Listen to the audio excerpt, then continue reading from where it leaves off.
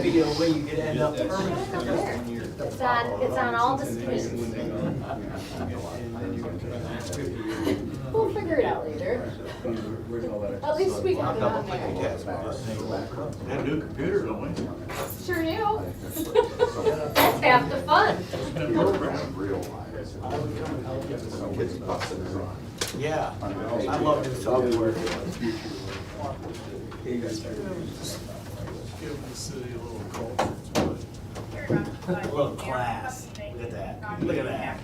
Class. Okay, at 7 o'clock, I'd like to call the meeting to order. Before we do roll call, John Rocha, John Rizicki, and Jordan Brown, you want to meet the clerk right there at the podium, please?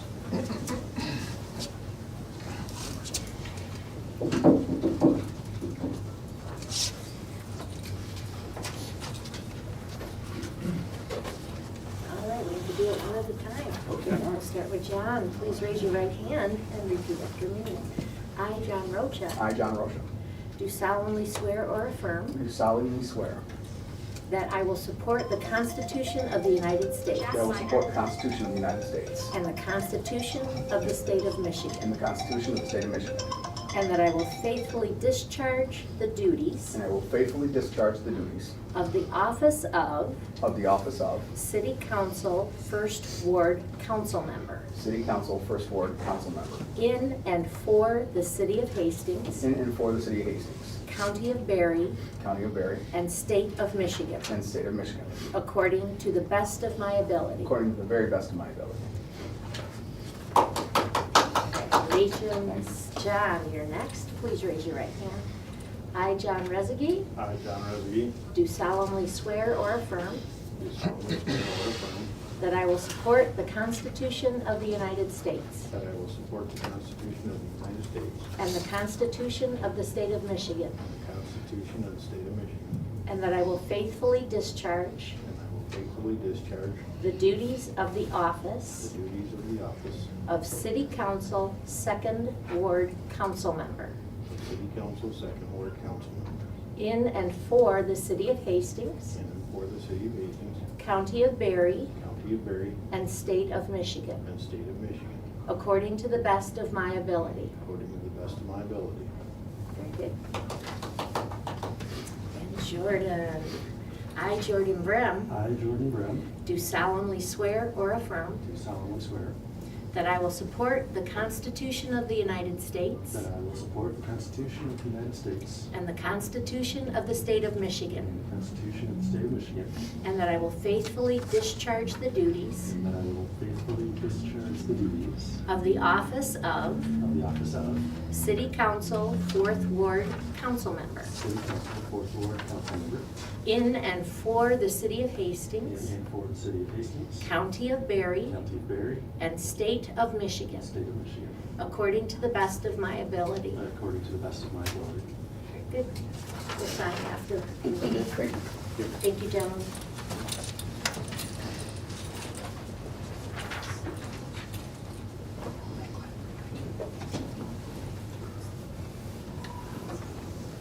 Roll call. Barlow. Here. Brem. McLean. Here. Nesbitt. Here. Rezegi. Here. Rocha. Here. Stenzelberg. Here. Tassava. Here. Please rise for the pledge. Pledge allegiance to the flag of the United States of America, and to the republic for which it stands, one nation, under God, indivisible, with liberty and justice for all.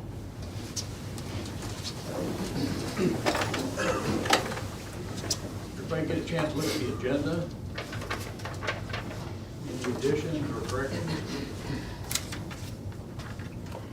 Motion to approve the agenda. Support. Motion by Brown, supported by McLean, to approve the agenda as presented. All in favor, say aye. Aye. Opposed, same. Okay. Guys are in for some entertainment here. Can we applaud when you're done?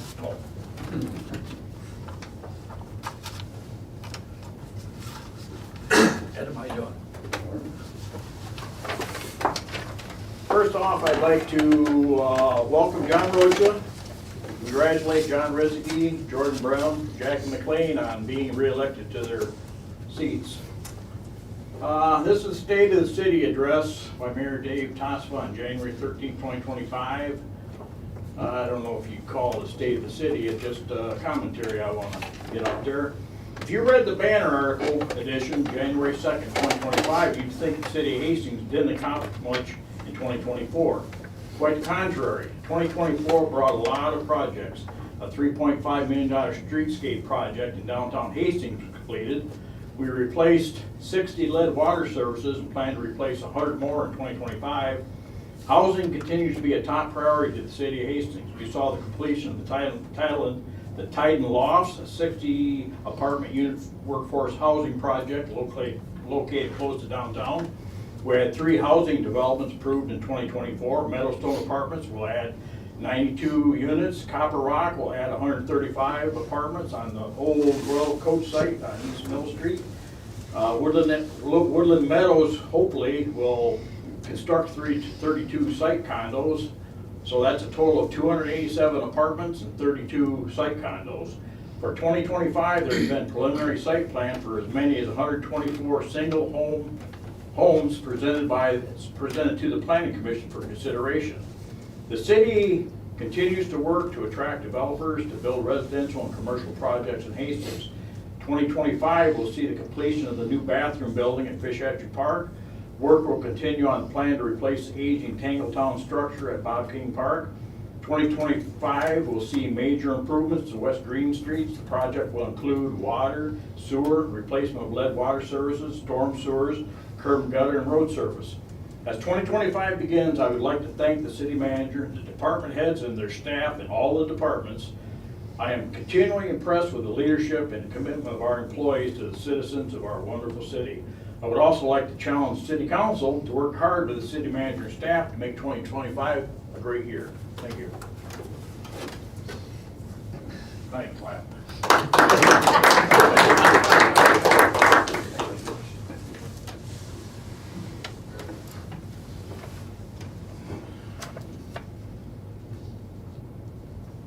Okay, next item of business, elect Mayor Pro Tem. Do I hear any nominations? Sir, I'd like to nominate John Rizky. I hear support. Yeah. Any other nominations? Entertain a motion to, Mayor, I'd like to make a motion to elect John Rizky as Mayor Pro Tem. Second. okay, motion by John Rocha, second by McLean to approve the appointment of John Rizky as Mayor Pro Tem. Roll call. Rem. Yes. McLean. Yes. Nesbit. Yes. Rezegi. Yes. Roca. Yes. Stenselsbart. Yes. Barlow. Yes. Tassava. Yes. Okay, in your packet are the minutes of December 18, 2024, regular meeting minutes. Everybody get a chance to look at those. Any additions or corrections? Mr. Mayor, I move that we approve them as written. Support. Okay, motion by Stenselsbart and support by Barlow. Yeah, I gotta remember who's where too. Any discussion? All in favor say aye. Aye. Opposed, same. Public hearings we have done. Public comment. Anybody else there would like to speak tonight? I'll give you 3 minutes. Okay, formal recognition and presentations. We have Dave Hatfield with us here tonight. Gonna give us a little idea on what the county's doing right now. Thank you very much, Mr. Mayor. I really don't have much to report. The 3 weeks since I was last here have been fairly quiet, but we have several major initiatives underway. We continue to work to try to identify potential sites for the new jail. A number of the commissioners are taking a road trip tomorrow to go down to Coldwater to view their new jail facility, along with our architects, who also happen to be the architects on that project. We're trying to nail down the parameters of what we're going to be, what we need in the way of a new jail facility. So that project is moving ahead. Our county administrator is also working on a comprehensive review of all of the county-owned facilities and trying to determine future uses for those, which are necessary, which are potentially disposable.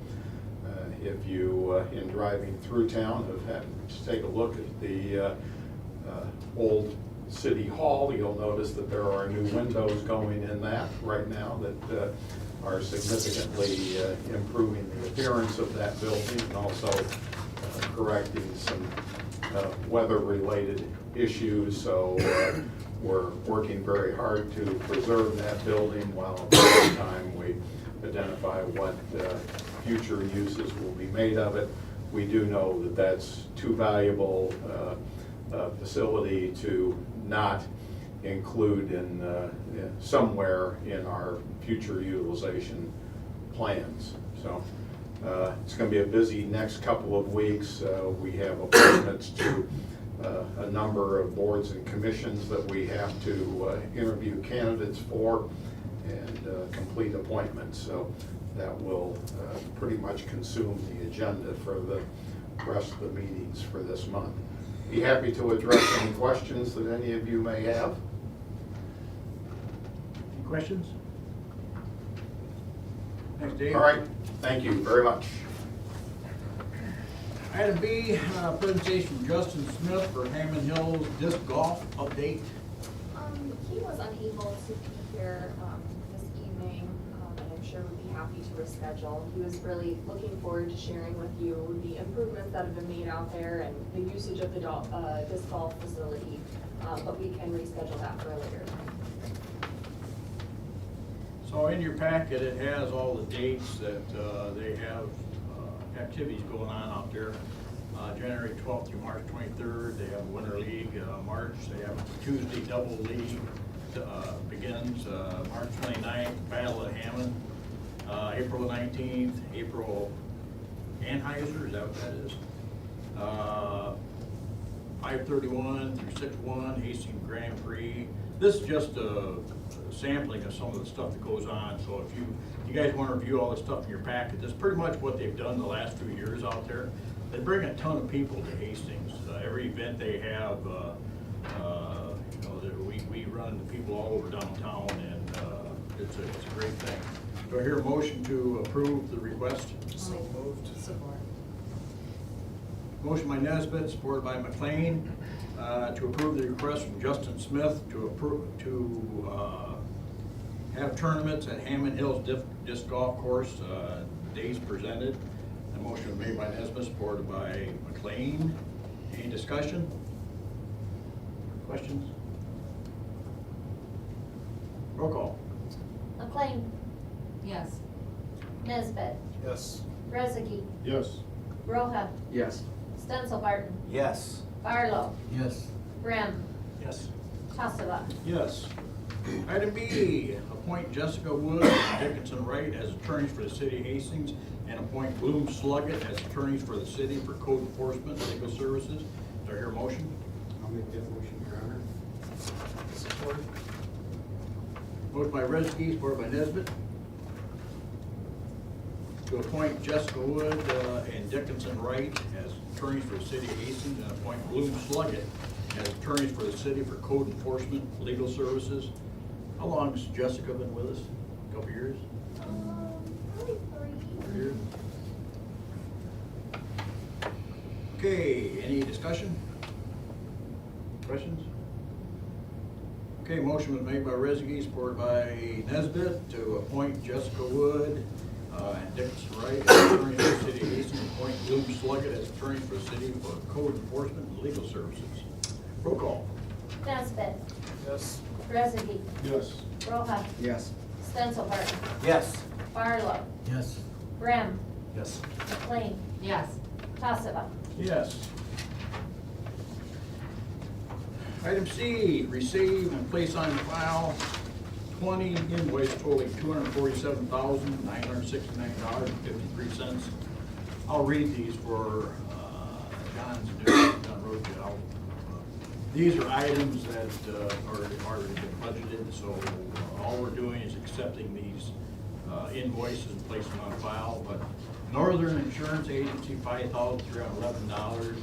That's for pollution liability for underground storage tanks. Detroit Salt Company, that's for ice and snow, that's rock salt, $1227.24. Wickham Cemetery, there are Sexton, $7,637.50. Hunt and Gather, they decorated all the flower pots downtown, $8,530. Wickham Cemetery, Carrigan, $8,978.78. Rutland Township Treasurer, I assume that's millage rebate to them.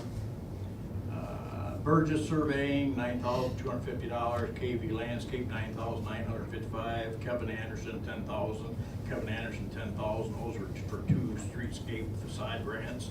Advantage Plumbing, $10,086. Allied Fire Sales, $10,465.76. USA Trailer Sales, $10,824. RE's Tractor Service are the ones that fill in the hole for Vinnie's, $12,000. Green DeCock Group, $13,001. Infrastructure Alternatives, $13,882.12. Sunshine Remodeling, $14,142.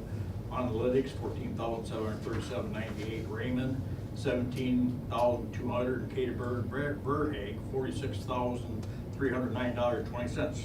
I hear a motion to accept and place these items on file, please. I'll make a motion to accept and place on file.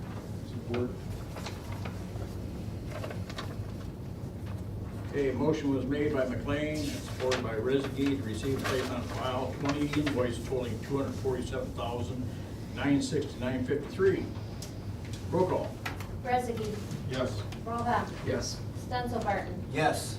Barlow, Yes. Brem, Yes. McLean, Yes. Nesbit, Yes. Tassava. Yes. Okay, we're supposed to have a second reading and adoption of ordinance 627, amending the Woodland Meadows Planned Unit Development.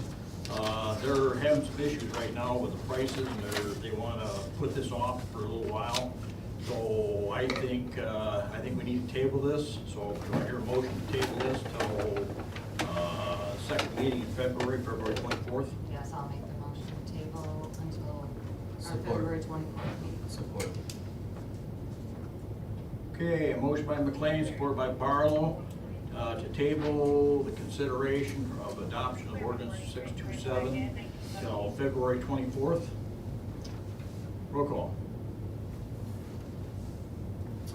Roha, Yes. Stenzel Barton, Yes. Barlow, Yes. Brem, McLean, Yes. Nesbit, Yes. Rezegi, Yes. Tassava. Yes. Okay, in your packet, and I hope everybody went over these because there's a few changes. Consider the adoption of city council rules of procedure for 2025. Do I hear a motion to adopt?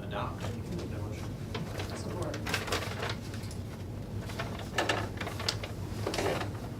Okay, motion made by Brem, supported by McLean, to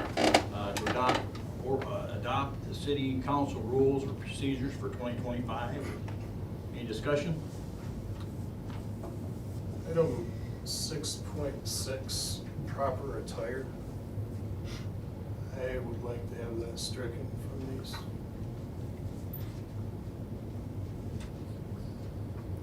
Say that again? I didn't hear you. But we have a motion to approve. Right, so this is the discussion part. Right. So, I have an issue that I was elected to represent everybody in the city. I don't feel that me wearing a shirt and a tie or dress slacks to a meeting necessarily fulfills a purpose in my elected duties. Doesn't have any effect on how I think or how I represent the community whatsoever. So to have this placed into a policy for rules and procedures, I believe is properly. Any other comments? Was this derived from, I mean, what prompted adding that? It was a request. So if you go to other governmental agencies, and the county's a good example, during their cow meetings, they dress casual. During their business meeting, when they have a full board there, they vote on things, they dress accordingly. You know, this isn't saying that you have to wear a suit like I do. It just says that we should be respectful of the position we're in, and you know, show that respect to the public. It's just my opinion, but I think it's not saying you can't come in here with a sports shirt on, a pair of blue jeans. It just says business Business casual. business casual. And if you go to any function with a municipal league, it's always business attire. You see people with a polo, with a golf shirt on, or maybe just some regular slacks. I don't think it forces anybody to overdress or cost anybody a bunch of money. If you had, and I wouldn't have a problem with anybody buying a shirt that, you know, this is just my suggestion. I've bought shirts over the years, a polo shirt has city logo put on it. You know, I think just dressing up a little bit shows a little more respect for the position we're both in. That's my take on it. Well, I agree with you. I understand what it says here. Proper attire, members of the council should take into consideration their positions and dress appropriately. I know that in second ward, we don't have a lot of wealthy people. You don't need wealth to dress appropriately. No, you Don't have don't. Lynn finish comment. Go ahead. I dress in a nice shirt, and I wear blue jeans because that's pretty much all I have. I work in a factory with factory people. I don't think I need to wear, I had to actually look up what business casual meant. And it said khakis and CH word. Yeah, I had no idea what those were. I have no, Jordan looks good, Norm looks good. Is this business casual? I don't know what. Well, I think it means more like. I think everybody looks nice. I think it means more like a collared shirt, just regular pants, you know. But if that's something you guys have a problem with, you know, we can vote on it, so. I do understand from both perspectives. But I'm leaning towards the mayor's comments about, yeah, we should respect, I guess, the position that we hold. And I don't think they're saying dress up and wear a suit and tie. I think they're just asking that we look put together, I guess, in some sort. I work in an office and I wouldn't wear anything here that I wouldn't wear there. So, I mean, yeah, I have jeans on, but I have a nice sweater on. So, I mean, I get the reasoning behind it. However, I do understand from both of your perspectives. So yeah, it's catch-22, but I think I agree. I mean, we are in a respectful position, and I think it would just, how do I say it? Yeah, I don't know how to put it into words what I'm thinking, but I get it from both sides, but I do feel like it's warranted and proper. Well, might I suggest, instead of using the words business casual attire, dress appropriately? That's what I was about to recommend. Yeah, steal my. That suggestion is based on, famously, I believe it was the new CEO of Ford years ago. She rewrote, was it Mary Cara, I think it was? She wrote the dress code for the business. It was either Ford or GM, I'm not sure, I don't remember which one. But the entire dress code was dress appropriately. And if you can have a dress code for a multinational, multi-billion-dollar corporation like that and just say, dress appropriately. We're all adults here. We should know how to dress for the position. I like that, well said. Well, and we've got to set an example too. We have we have a lot of people work downstairs. We have people work in the police department, secretaries, well, not really secretaries, I wouldn't want to. The people, the staff that works in City Hall, the only time they can even wear blue jeans is when they pay extra $5 on Friday. So and I'm not saying nobody has to, you don't all have to dress like I do. I do this because this is my respect for the office I carry. You know, I think we should have some form of dress code, not real strict. I think it ought to be a casual, you know, I don't think we ought to come walking in here with shorts on the summertime. I think we could dress accordingly, but I just feel that dressing up just a little bit shows a little more respect for that.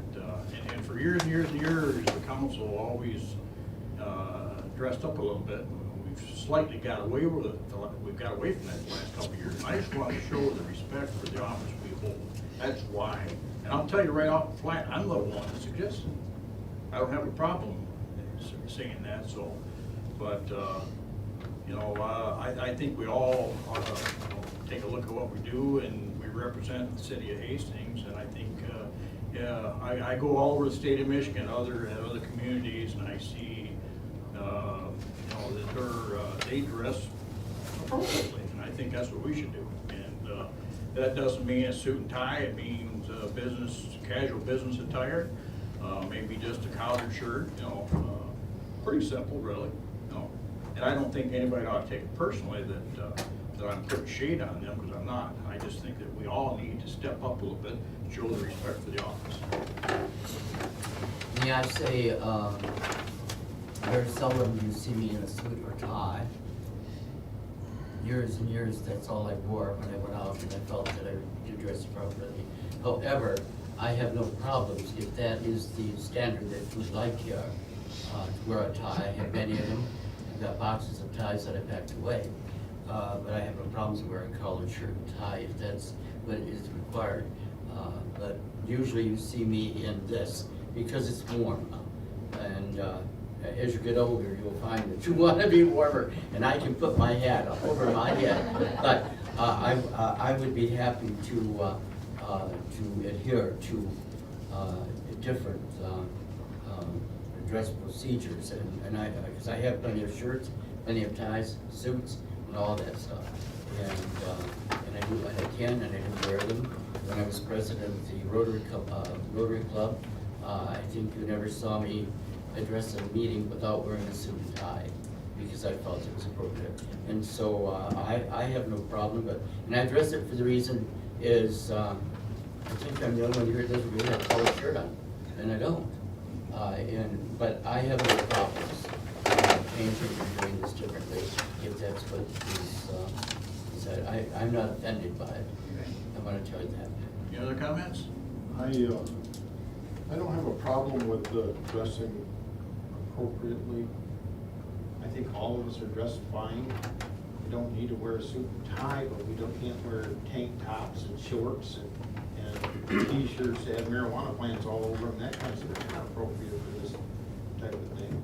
And I think you should have a little pride in your job and dress according to the job.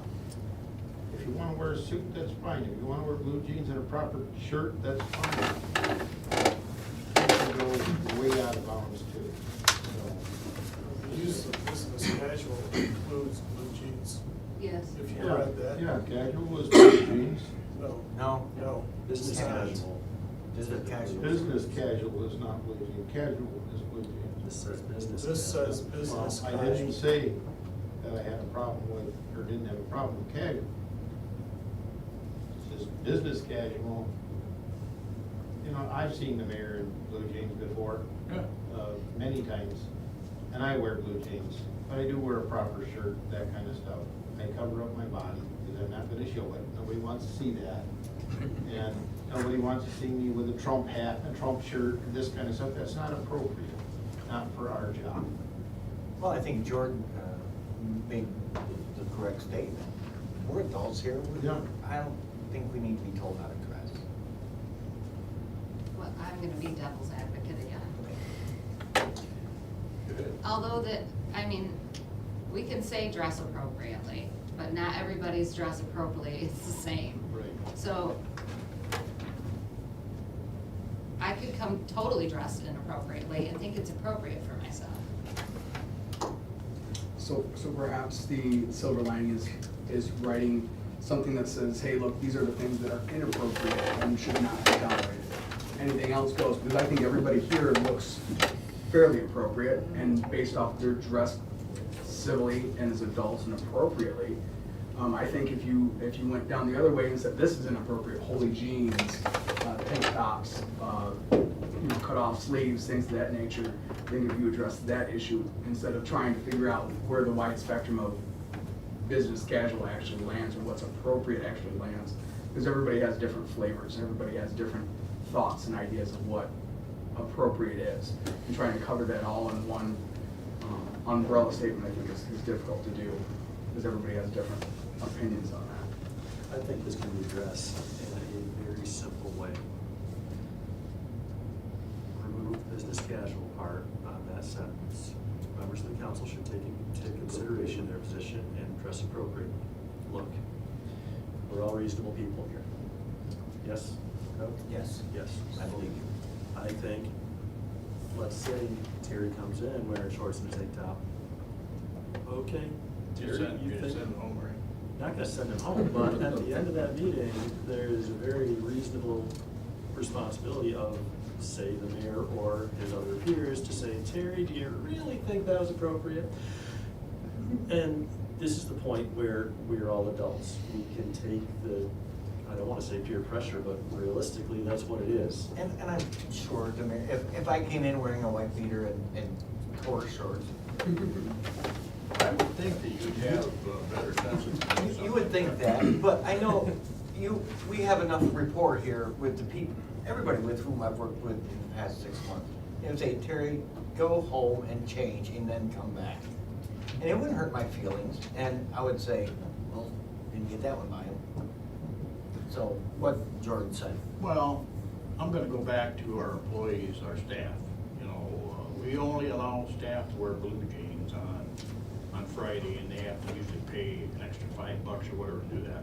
I don't wanna do that, you know. Summertime, if you've ever noticed, I usually wear a pair of shorts. I have a collared polo type shirt on with, say, logo on it.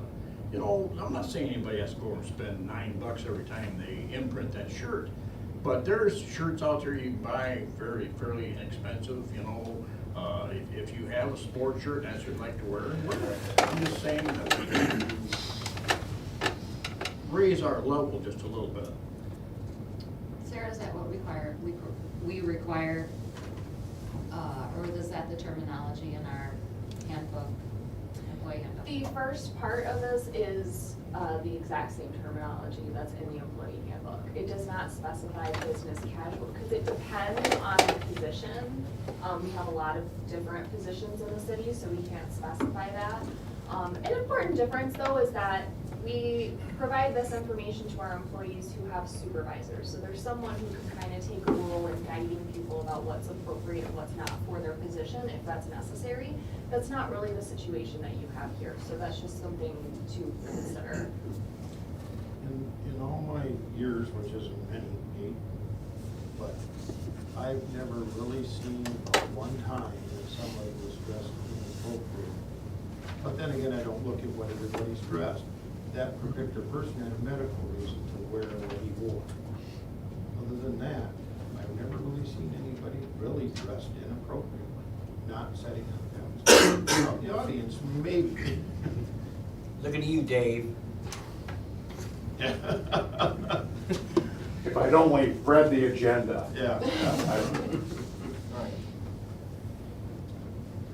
So we have a motion and we have support to adopt the rules as presented. I would like to withdraw the motion and. Well, just a minute, I'm not done yet. But can we put something in there instead of business casual, Sarah, that's still gonna be, you know, a standard of some sort? But I think, in my own heart, I think we need it in there, you know, not just for the people sitting on this board. Everything we do, rules and regulations, we do this for future. We put in here last year, having to do with, you know, how the council acts. You know, we put in rules and regulations for, you know, things we do. We can be held accountable now where we couldn't before. And so this is, you know, you come in next week or council meeting, next council meeting, and I'm not gonna be the police sitting up here saying, hey, you can't wear that.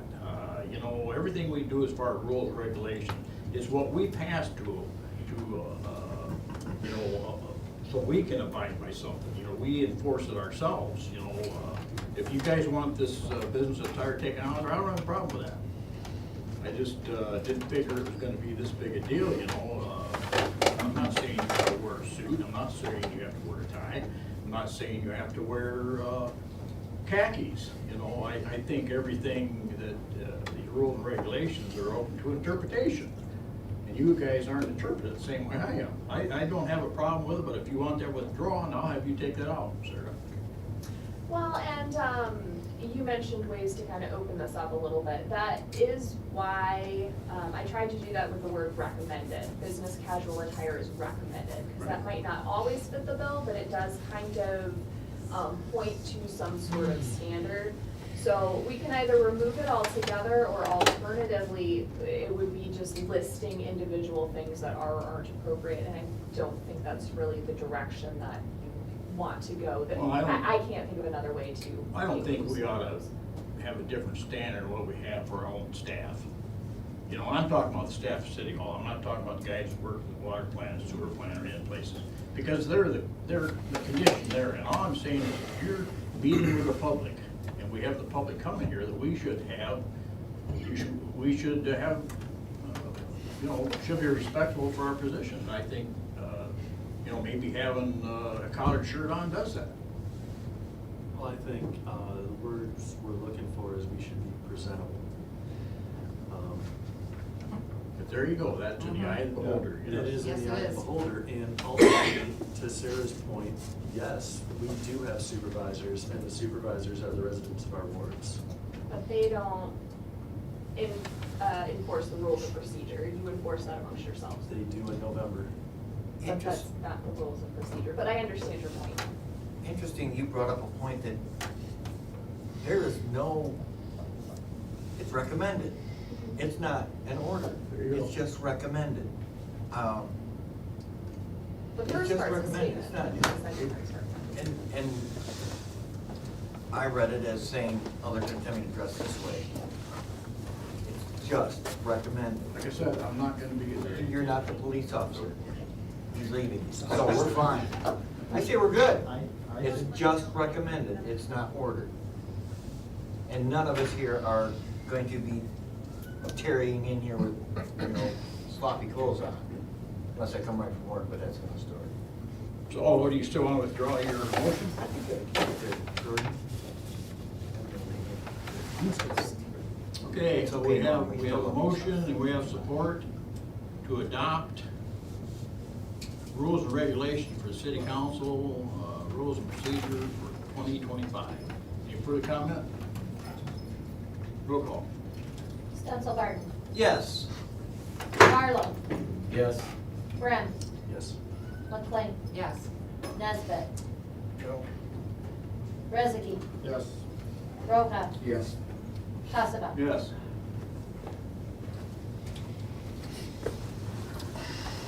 Okay, item C, consider 2025 public notice calendar of regular council meetings as the second, fourth Mondays of the month. Do I hear a motion to approve? Make that motion. Support. Moved by Brem, supported by Rezegi, to adopt the 2025 public notice calendar of regular council meetings as the second and fourth Mondays of each month. Discussion? All in favor, say aye. Aye. Opposed, same. Okay, also in your packet, you have the mayor's 2025 board and commission recommendations for appointment with the consent of council. Everybody get a chance to look at those. Do I hear a motion to approve? I'll make that motion to approve, Your Honor. A motion by Stensel Support. supported by Rezegi, to approve the mayor's 2025 boards and commission recommendations for appointment with the consent of council. And that, all that's in your packet. Any discussion? Roll call. Barlow. Yep. Brem. Yes. McLean. Yes. Nesbit. Yes. Rezegi. Yes. Rovak. Yes. Stensel. Yes. Tassava. Yes. Item E, consider request to accept and place on file the 2024 Planning Commission Annual Report. Get a chance to look at that. Any questions or anything? Do I hear a motion to accept and place on file? I'll make that motion, Your Honor. Support. Motion by Rezegi, supported by Nesbit, to accept and place on file the 2024 Planning Commission Annual Report. Any discussion? Roll call. Brem. Yes. McLean. Yes. Nesbit. Yes. Rezegi. Yes. Rovak. Yes. Stensel. Yes. Barlow. Yep. Tassava. Yes. Also in your packet, we need to consider a request to authorize city staff to prepare a notice informing the public of the availability of a parcel, to purchase parcel number 0855-240-105-00, and authorize the city manager to negotiate offers for the sale of this property. Do I hear a motion? So moved. Support. Motion by Nesbit, supported by Brem, to authorize the city staff to prepare a notice informing the public of the availability to purchase parcel 0855-240-105-00, and authorize the city manager to negotiate offers for the sale of this property. Do we want to talk about what this is all about, Sarah? Sure, so this is the parcel that we previously had a buyer for. There were a couple of developers who were interested in the property, and council determined that Valorem Construction would be the developer. After working through the purchase agreement with them, they began the environmental review of the site. There were some, not issues with the site, but with neighboring sites that came up that required some additional investigation, and they decided to take back their offer at that time. So we would like to put this property back out there and try to solicit interest from other developers who would be interested in putting likely additional housing on the site. Any questions? The developer who wanted it didn't want it after environmental investigation showed probably because of one of the businesses, I know which businesses these are, and one of them's the smell, the fiberglass from Trichlor. Smell was not anything Oh, that wasn't came up any- as a But part was of the it ground environmental contamination? review. Ground Volatile contamination? compounds in the ground and adjacent properties. So depending on the site plan, that would tell the consultant where they might want to do some additional investigating, just to make sure that everything is fine. So it's not something that, I don't know if I'd say most developers, but seasoned residential developers, people have seen this kind of thing more often, would be concerned about. The consultant wasn't concerned, felt that it would be best to do a phase 2 and get more information to continue the due diligence process, but not that there was an issue, Okay. per se with the site. All right, understood. Any other questions? So we have a motion by Nesbit, supported by Brem, to authorize city staff to prepare a notice informing the public of the availability to purchase parcel 0855-240-105-00, and authorize city manager to negotiate offers for sale price of the bridge. No further comments, questions, roll call. McLean. Yes. Nesbit. Yes. Rezegi. Yes. Ropa. Yes. Stenzelbarton. Yes. Barlow. Yes. Brem. Yes. Tassava. Yes.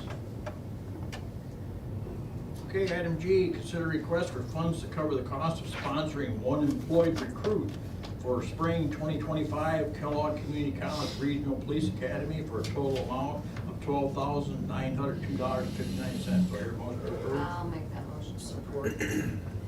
Motion by McLean, supported by Nesbit. To authorize expenditure of funds to cover the cost of sponsoring one employed recruit for the spring 2025 Kellogg Community College Regional Police Academy for a total cost of $12,902.59. Any questions? I have one. Yes, sir. I just wanted to see you get up. No. That's okay. What type of, this is a great idea, this is wonderful, I love this idea.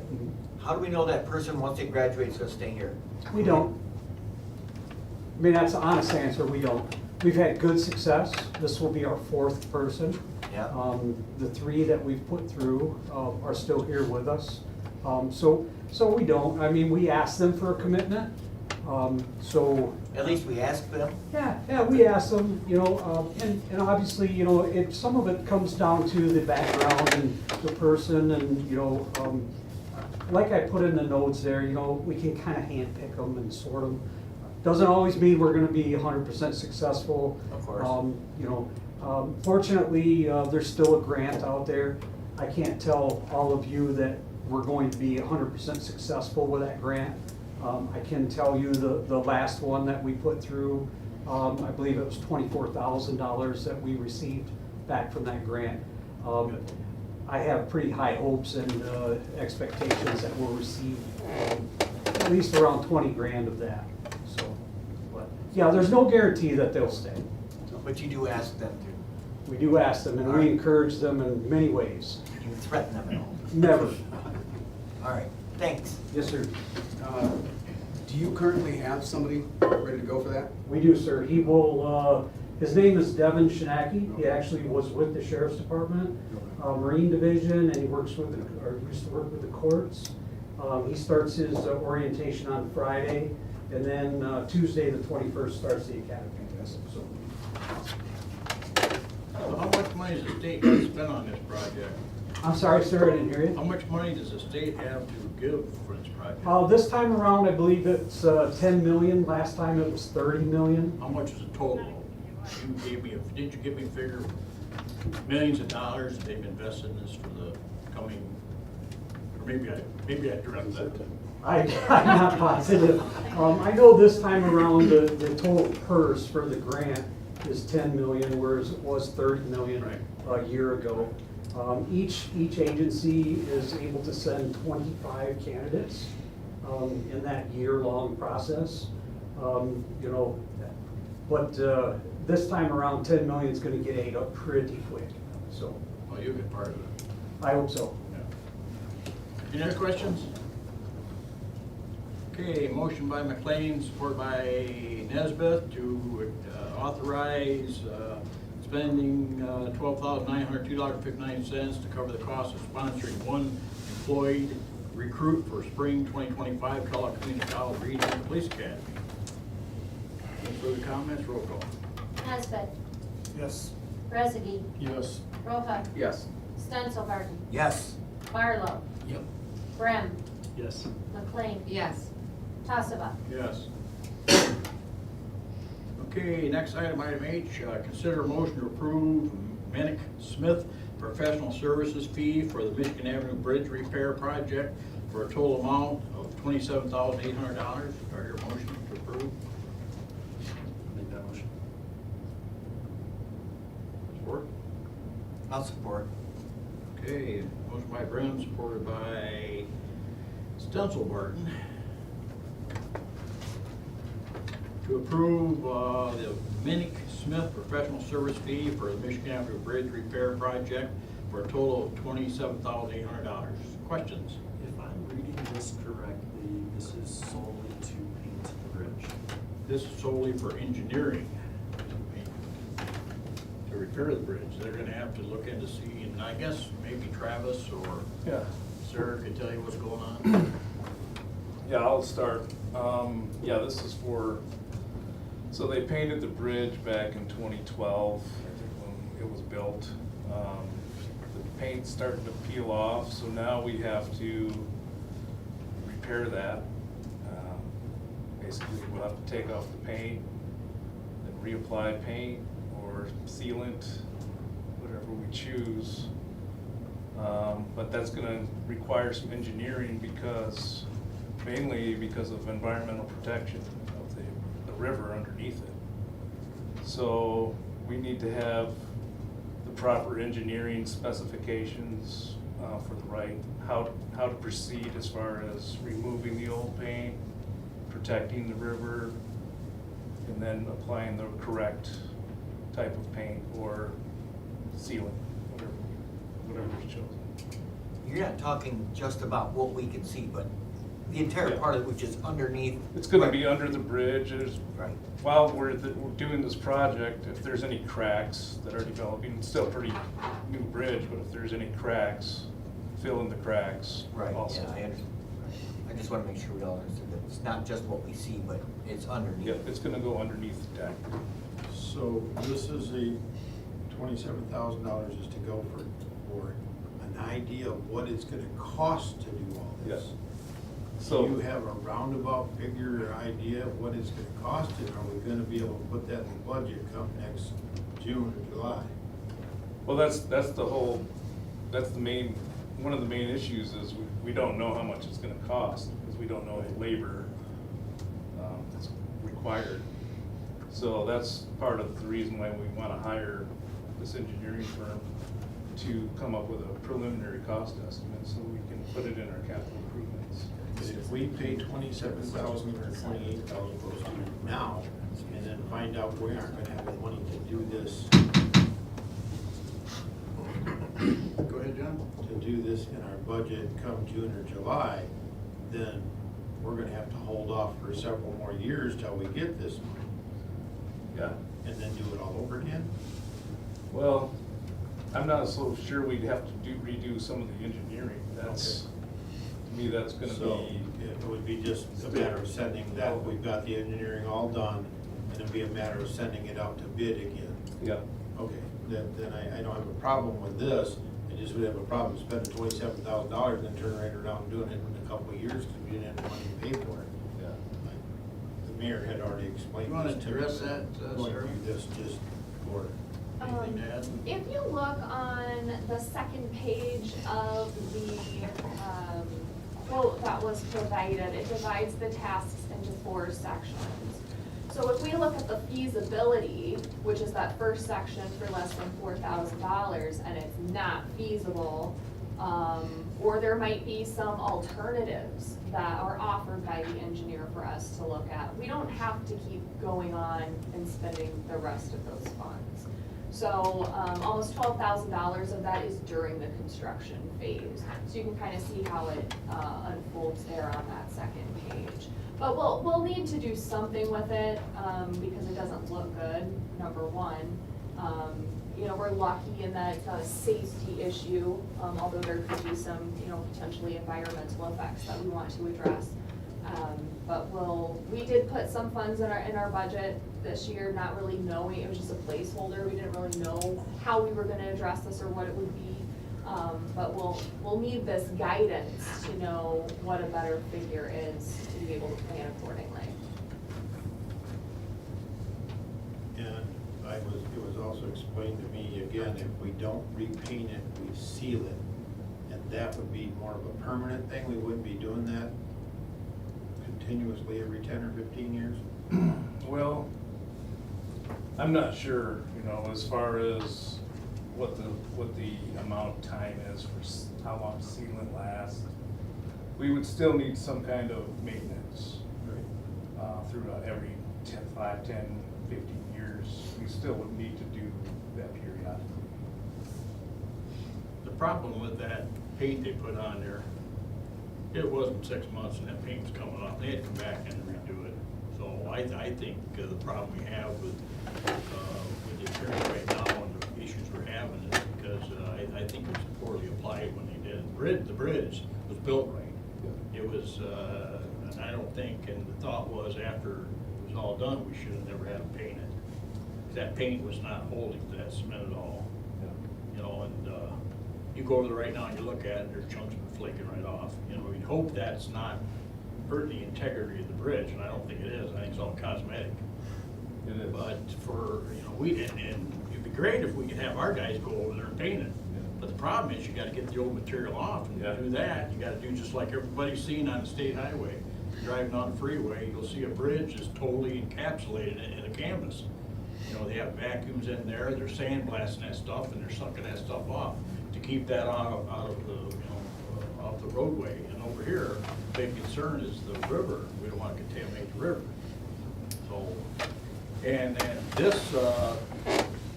this motion for the $30,000, no, that's wrong. I'm on the wrong one, I've already checked that off. The 27.8, that's the maximum that would cost, right? As far as engineering. It's probably going to. We should cost that. authorize up to that amount. So I guess In what way? I'm questioning why, if their bid is 27.8, why are we saying that it's a good, fair to assume that the cost to complete the project would go over 50,000? Because it looks like, dang it looks like. Computers are hard. Computers are hard, it's only my job. It looks like task 4 is construction for just under $12,000. Is that not? That is for the Construction. engineering Yeah. firm to inspect and to oversight Oversee the for project. construction. So they get to be the managers and hire subcontractors, which will cost them. Okay. Yeah, we would hire a contractor, and that would be more, that would make the total amount 50,000 That go makes sense. over that 50,000. Any other questions?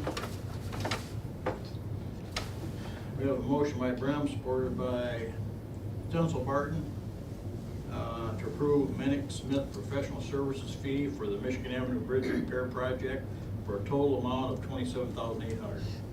Any other comments? Roll call. Rezegi, Yes. Roca, Yes. Stenzelbarton, Yes. Barlow, No.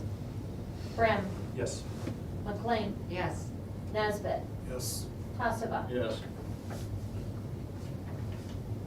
Okay, also in your packet, consider a motion to authorize additional services for civic systems in an amount not to exceed $30,000. Do I hear a motion to approve that? I'll make that motion, Your Honor. Motion by Rezegi, do I hear support? Support. Motion by Rezegi, support by McLean, to approve and authorize additional services for civic system in an amount not to exceed $30,000. Questions? What the civic systems do. They have our financial software, our utility billing, which, I can't remember which one, not taxes. No. Pretty much everything except Taxes and taxes and cemetery. and assessing and cemetery. So most of our software processes are through their system. However, we are unable to utilize some very important, helpful aspects of the system because we did not purchase them. So the biggest example is through our purchasing process. It is a terrible, outdated process. We lose time and money on this every single day. So Linda brought Show and tell. she brought some show and tell. She brought the stack of all of our purchase orders that were approved just this week.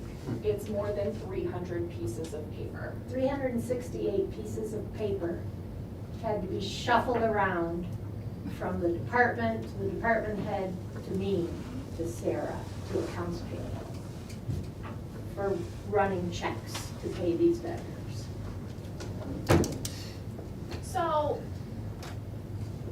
not to sound dramatic, but we can't take it anymore. We can't deal with this anymore, and That wasn't so dramatic. we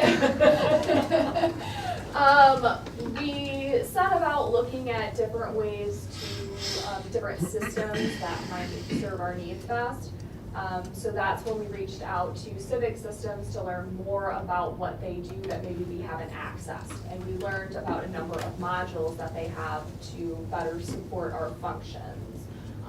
Most importantly, I would say the purchase order function, but there's other modules as well, the budgeting module, there's some customer service fronting modules and systems that we'd like to implement in the future once we get some of these other things sorted. That will just significantly impact every department that we have. If I let all the department heads here start talking about the purchasing system, they would we'd be here all night, so hold it in, guys.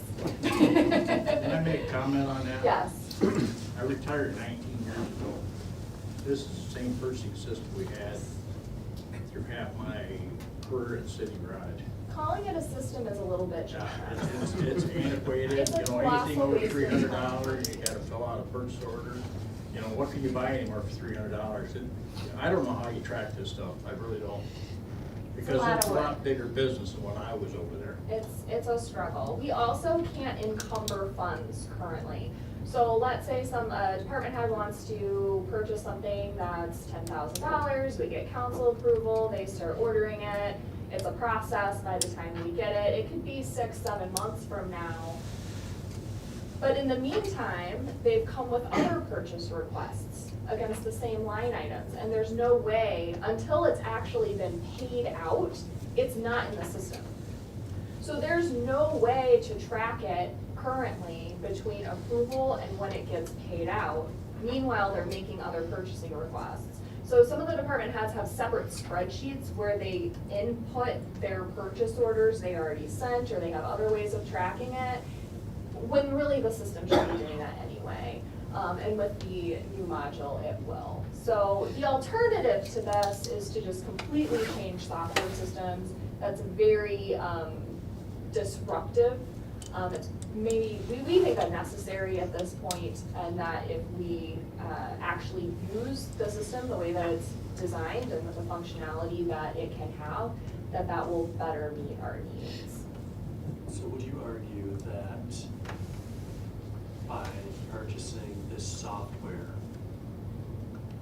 the city would be saving money because just that stack of 368 papers probably cost enough in man hours that would make that 30,000 look like child's play?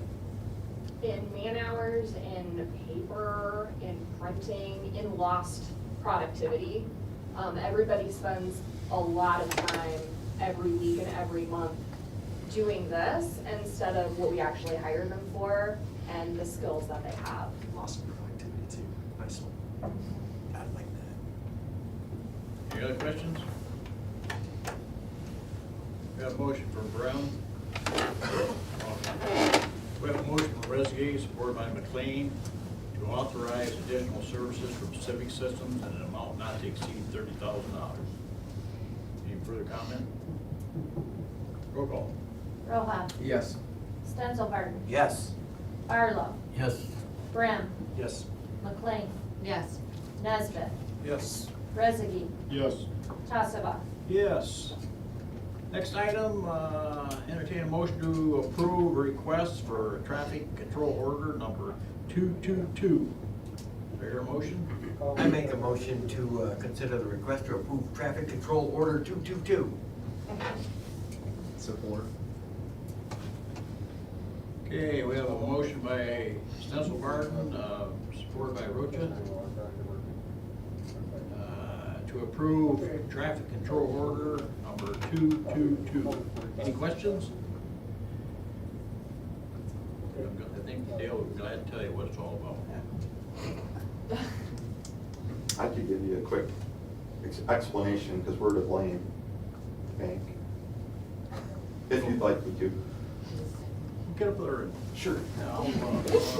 We need somebody to blame.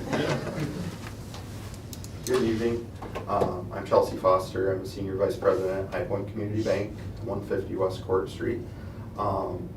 Exciting things happening at the bank. Continue to grow and have had a couple of record years in a row.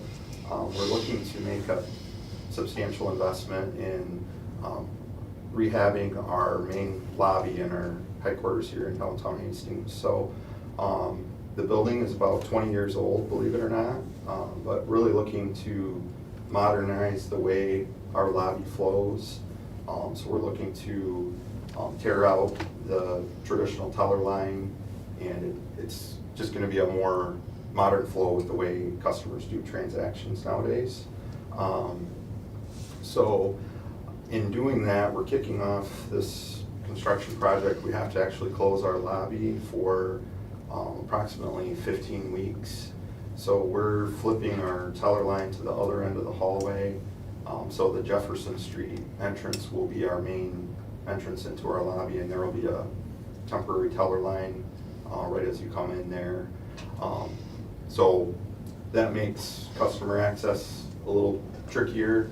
And so I want to thank the police chief and the manager have been working with us to strategize how do we allow especially our senior citizen customers to be able to easily access that Jefferson Street entrance. So there are some parallel spots along the bank on Court Street, and we were asking that we could reserve some of those right along the bank to be 15-minute parking instead of 3-hour parking spots, just for the duration of this project, and then have them go back to the way they are now. So that's the request. Any questions? Would these spots, the 15-minute spots, be like time, restricted by the time of day, so that they would only be 15-minute spots while your bank is open? Normally what we do with them, sir, is, normal business hours, typically 5 o'clock, 6 o'clock, even other areas downtown. Typically business hours, 9 to 5-ish is what we would look at those 15-minute parking. I think the bank closes, Chelsea, 5, is it 5? Yeah, the lobby does. So, typically then, the customers going in and out then would be pretty much done. So when I get out of work and go park down there to go to Mexican Connection, Chelsea won't be out there scolding me for being over there. You might be. And we And do. the intent is to return, back to what they were following construction. As we've all seen construction, you can never predict, if it's on time, not on time, so at this point, we can set it for 90 days, but you guys can make it longer. So that's why we're here tonight, just in case that construction takes longer than that 90 days. Any other questions? Thanks, Chelsea. Thank you. So we have a motion by Senselbarton, supported by Rocha, to approve the traffic control order of 222. Any further comment? Roll call. Stenzelbarton, Yes. Barlow, Yes. Brem, Yes. McLean, Yes. Nesbit, Yes. Rezegi, Yes. Roca, Yes. Tassava. Yes. Okay, next item, consider motion to approve the city manager and fire chief to execute a grant contract with the Department of Natural Resources to accept the 2025 volunteer fire capacity grant of $10,000 with 50% matching. I hear a motion to approve. So moved. I'll support that. Motion by Nesbit, supported by Brem, to approve the city manager and fire chief to execute a grant contract with the Department of Public Service to accept the 2025 volunteer fire capacity VFC grant of $10,000 with a 50% match. Discussion. Roll call. Barlow, Yes. Brem, Yes. McLean, Yes. Nesbit, Yes. Rezegi, Yes. Roca, Yes. Stenzelbarton, Yes. Tassava. Yes. Staff presentation, policy discussion, we have none. City manager report. A few things for you. You should have received a copy of the conflict of interest policy and statement at your desk. If you have not done so already, please sign it and return it to Linda. That is an annual requirement. If you have any questions about the policy, please let us know. We'll be happy to answer those for you. I also wanted to remind everyone that we have a workshop meeting before our next regular meeting on January 27th at 6 o'clock to interview candidates for the 3rd Ward council member position that's presently vacant. So please remember to attend that as well. Our new computers are all installed, and I'm working on returning the old ones. We are purchasing the laptops that staff used, and we'll make those available to city council members. If you prefer that to an iPad, we can utilize the iPads that you have in our departments and redistribute those to be used. Sometimes the laptops are a little bit easier. They're smaller than what our new ones are. So they're smaller than this. They're pretty portable. And they may make it easier to look at your council packet because you can actually open up the bookmarks by using the PDF reader on here, which depending on how you're opening it on your iPad, you may have some difficulty doing. So they all still need to be reconfigured, but we'll be talking about how to implement that transition for you guys in the next month or so.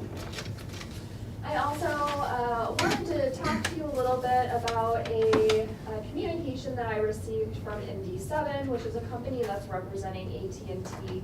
I did give you all a copy of this letter for your perusal and consideration. Essentially, AT&T leases tower space on one of our water towers, and that agreement expires June 1st of this year. They would like to renegotiate a new agreement. Their technology has changed, and so they need fewer sites overall, and they will be changing out the technology that they have on the tower. They would like to continue to use our site, but the costs are more than they are willing to pay, essentially. So presently, they're paying $3,204 a month to rent the site, and there's a 4% annual increase. They would like to, on option 3, if we continue with a month-to-month option, they would like to have the lease be $2,800 a month, which is $400 less than what we have now. I don't know where they came up with that number. And then have a 2% rent increase every year. So that's down 2% from the 4 that we currently have. Our other lease agreements with other companies are similar to what we have with AT&T currently in terms of the escalating percentage, but the AT&T one is quite a bit shorter in terms of its term. There also have some other options. So one option is a lump sum payment in exchange for a 99-year lease of $640,000, or a lump sum payment in exchange for a 50-year easement in the amount of $625,000. So there are some benefits to a lump sum option rather than the by-month option. One of them is that you realize the money today in today's dollars rather than slow increases over time. The 4% was one thing. This 2% offering is probably not going to keep up with inflation. We're essentially making less money over time. Note also that option 3, keeping the month-to-month rent, is also only being proposed for a 25-year period, so it's a much shorter period than the other 2 options.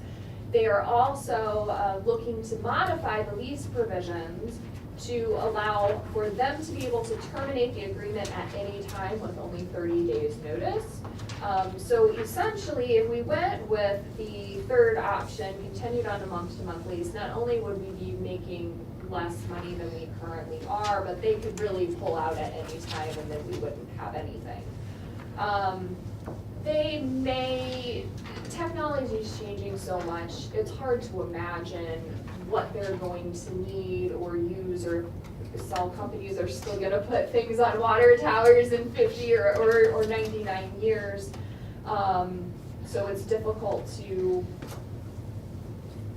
I guess it's not difficult, it's just you're making assumptions either way about which way is best to go. So even though the month to month gives you a greater dollar amount in total at the ends of these periods, it's not the value of today's dollars. So they're requesting that we get back to them with some sort of direction of what we might be interested in. Another change, there are a few different changes in here. Most of them aren't very critical or different from what we have now, but another thing to note is the 24/7 access requirement. Presently, they have certain hours, I think it's between 7 and 4, that they can come and access the site. They would like to be able to access it at any time and freely come and go, which I think we could accommodate in some way. We have to modify the security system that we currently have, but it's something that could be addressed. But those are the most significant changes that they are looking to have. Or we can do nothing, we can let it expire and they can take their equipment down, and maybe at some point in the future, somebody else might want to use it. I don't know what rates they might propose. I don't believe we've had any issues with AT&T, they've been on our tower for a long time. But I guess at this point, just looking for some feedback on what type of lease agreement you would be willing to entertain. If you have any questions or any points that you'd like me to discuss with the consultant at MD7. I myself have a problem with a lump sum payment. We get that payment, we spend it this month or next month or this year. Future city council, it doesn't have that money coming in and it's all spent. I do have a problem with option 3. I think we should keep it at 4%, but we could probably do $2,800 a month. So I tend to like option C, myself personally, a little bit better. At least there's a little money coming in each year for our future, as long as it lasts. And again, this is for 25 years at least, but they can cancel anyway. Yeah, they can still cancel it. Now, on that lump sum, if they cancel, say 2 years, you have to pay that back. It's an easement, so they can't really cancel. Can they reassign the easement? I'd have to look at the existing agreement to see if they can assign their agreement. They've been doing this ever since I can remember. They came in here every time it's getting close to expiring and lowball us. And This is quite a bit lower than the other companies Right. and their current agreement. But they're also changing, their technology's changing, they don't need as many sites. So they're using that as leverage to say basically, well, we don't need you, there's other site options, we're trying to reduce them overall, but we prefer your site and here's what we're willing to offer. Well, the thing is, if they go to 5G, they're gonna have to put a lot of small cells around town. I just can't see them doing that. You think they wanna stay on that tower.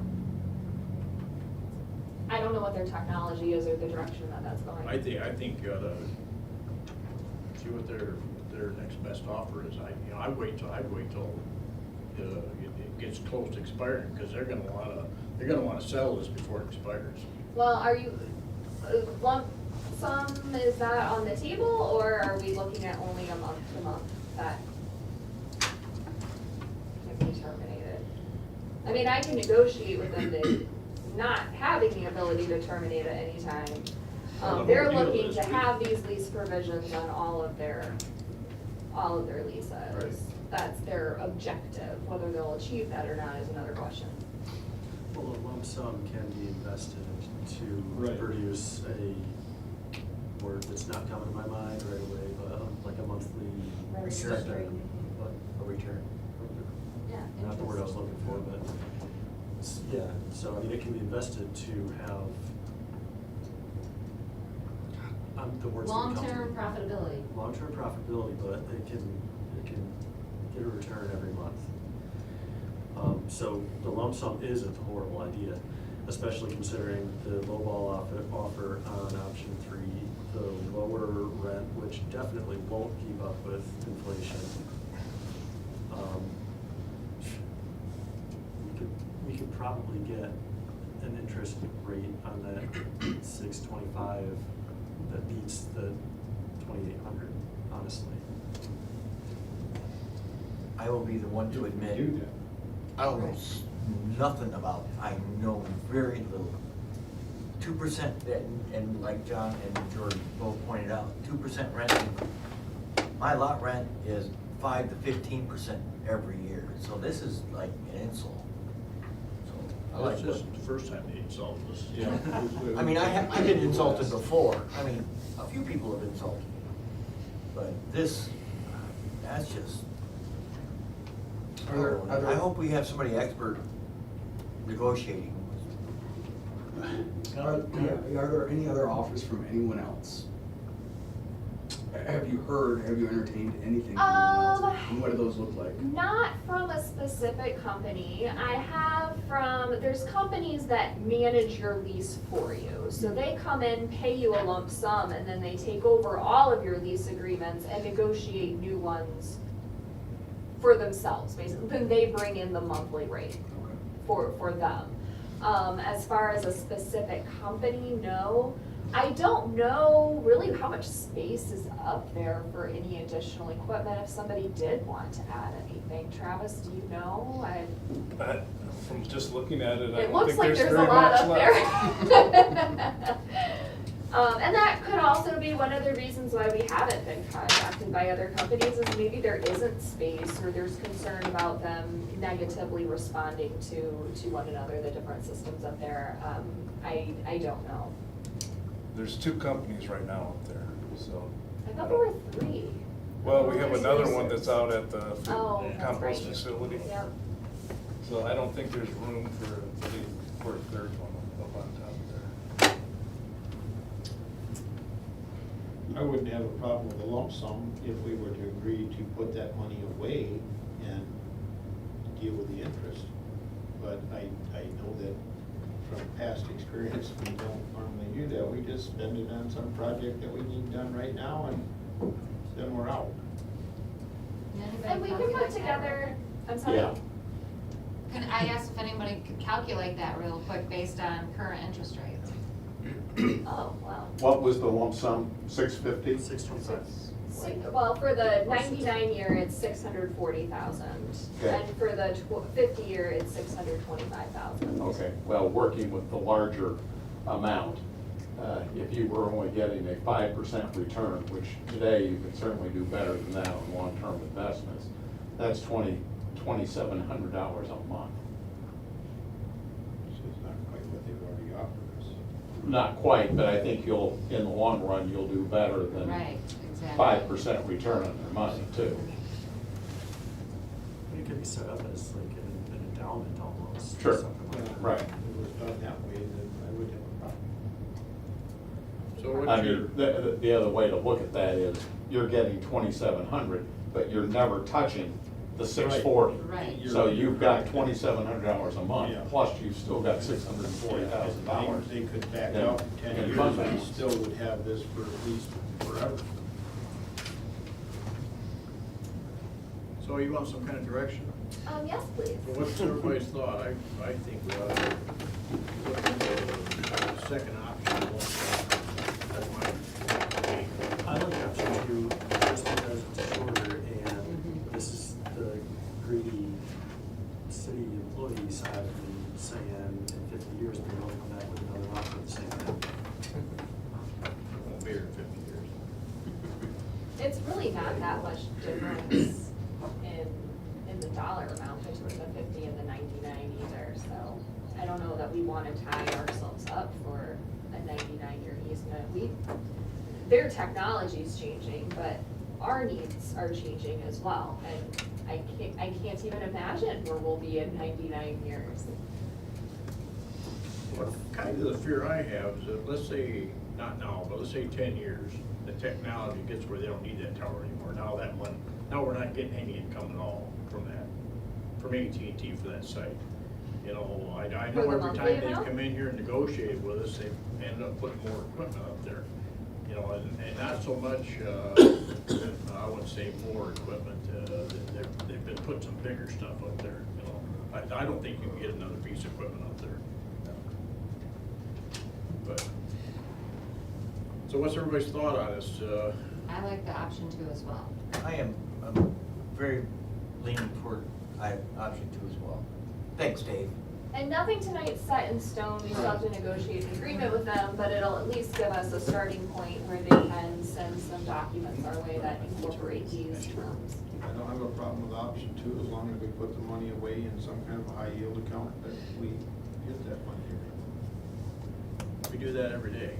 Yeah. The only time we spent money is like when we sold the house at Fish Hatchery. We designated that for parts and like that, right?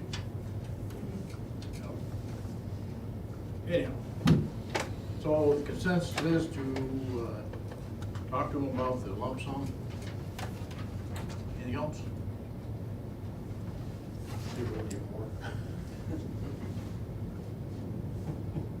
I'm greedy. Option 2 at the 640 instead of 625.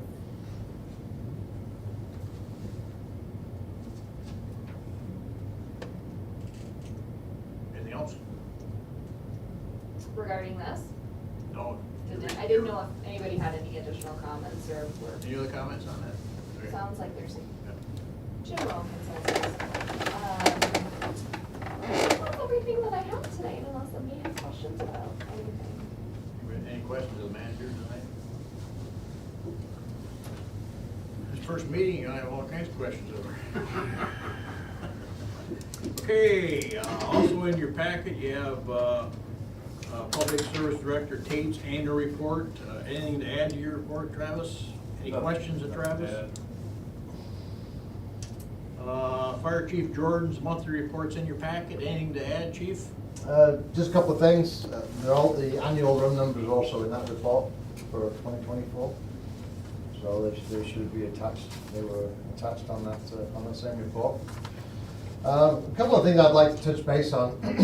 I did mention in the report that in my last report in December that we'd had a problem with our 99 Freightliner, and we've been working with Birchboard to replace that. We were able to get that replaced, and the truck actually, after I wrote this report, the truck is now in service. So we've got a 2024 HME engine in service. Very nice truck. So, we've been working really hard on getting new members, paid on call members. I don't know if everyone remembers, but back in August of 23, we were down to 9 members paid on call. We're now up to 19, soon to be 20. We have another young man getting ready to come on board right over the next couple of weeks. So we have a lot of new firefighters, a lot of probationaries, 4 in class currently. They'll be finished in June, and then the rest will be slated to go into class in October of 25. That's it. Let's see if we have more questions. Any questions, Chief? I have a question. Go ahead. In your NFIRS report analysis, and the incident type category breakdown, it looks like you run a pretty steady 10% of false calls. This might have been answered at some point in the past, and I just didn't have the answer, but are those just, I don't want to say, are they like prank calls, or are they just misinformed, misguided calls? So the false call is categorized as 9 out of 10 times it's going to be a false fire alarm. Okay, like some prankster at the school pulled a fire alarm. It's usually, we have a lot of apartment and business false fire alarms. Okay. Whether it be they're doing maintenance and they forgot to tell us, or just a defective. I mean, we have a lot of businesses in town. I'd say 85–90% of them have monitored fire alarm systems. So that does create a potential. Okay, thanks. You have questions, Chief? You guys get a chance to go over there. I stopped over last week and looked at the new fire truck. We have some three really nice pieces of equipment over there. And then something's gonna happen down the road, I can't tell you when, because I don't know what's gonna happen. At one point in time, we're gonna have to replace our aerial truck, and that's gonna be quite expensive, so get a chance to go over there and kind of look over what we got, you know, and familiarize yourself with that aerial truck, so. Okay, Library Director David Edelman's monthly report is in your packet. Anything to add, Dave? Yes, sir. Any questions? Okay, reports and communications, item A, Hastings Public Library Board of Trustees draft minutes, January 6th, 2025. I hear a motion to accept, place that item on file. I will make that motion, Your Honor. Support.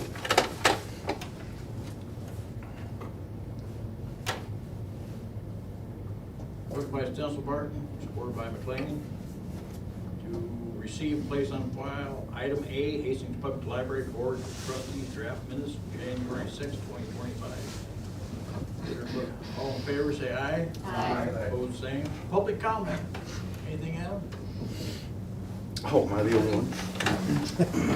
See you sitting there patiently all evening. Thanks for noticing I do have patience. Some people don't think I have any, but I do. So yeah, Adam Heichel, a local business owner. That discussion that you had about the attire, I like that there was some voices that are individuals here on the board and were speaking up. That was kind of nice to see, because a lot of boards, we just don't have that. We'd have everyone just rubber stamping things. But when it comes to your attire, I mean, honestly, you just should be approachable no matter what. That's what you should be for the public. I honestly feel that suit and tie is unapproachable for many of the public. They're intimidated. They look at you already as someone that has a position of authority in some way. Being a little less dressed down is actually, I think, a little better thing, to be just a little bit more approachable. You should be there for the people, obviously. Another thing that was coming up here, you have a workshop coming up before the next meeting. That workshop, you're going to be talking about individuals to place on the seat that's empty here. That empty seat, though, really there's only one decision that should be made for that seat, and that's the other person that was on the ballot. Your situation here is already a similar situation happened in the county here a couple of years ago, and there was 2 people on the ballot, but one person ended up not being eligible or legally on that position. That person won, but the county did the right thing then, and they appointed the other person that was on the ballot. So the only person for the position right there is Charles Hertzler, who was the other member that was legally on the ballot, that should be then placed in the position that he should have won if the person that had tried to remove their name off of the ballot had been removed. He would be the one legally there, and you all should do the right thing for the citizens. He is someone that stepped up, has had a voice, and has had a lot of good things that he has done for people in this community. He will give anyone the shirt off of his back, and he works hard for giving of himself every single day for this community. So if you all do not appoint Chuck Hertzler at next meeting, oh man, it's not going to be pretty. I mean, it's just not going to be right for you guys, first of all. But it's just, man, there's going to be some pretty upset people, because many people voted for that man, and they know that he should be the one that's there now. Yeah, I think that's about it right now. So, yeah, that's it. Please take that in consideration, and we'll see you guys here at the next meeting. Okay, thank you. Anybody else? Mayor and council comment. John, any comment tonight? No, I'm just looking forward to working with everyone here and getting to know everybody in our personal and professional business accord, and everybody here as well, getting to build that relationship as well. So I'm excited about that, and continuing servicing the community, and pushing and evolving the city forward. So I'm looking forward to it, and I appreciate the opportunity. done. I want to thank everybody for reelecting me to Mayor Pro Tem. I will do my best in that position, make you all happy. This will be my 5th term, so. Okay. Okay, you know, this is such a, I'm kind of big on here. Good.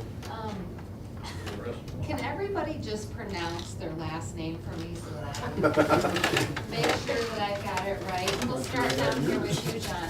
Rocha. Rocha. Yep. Rezegi. Rezegi.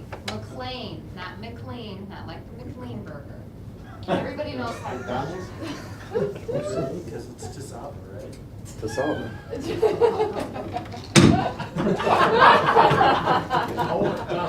Oh. Brent. Barlow. Smith. No. Stenzel Barton.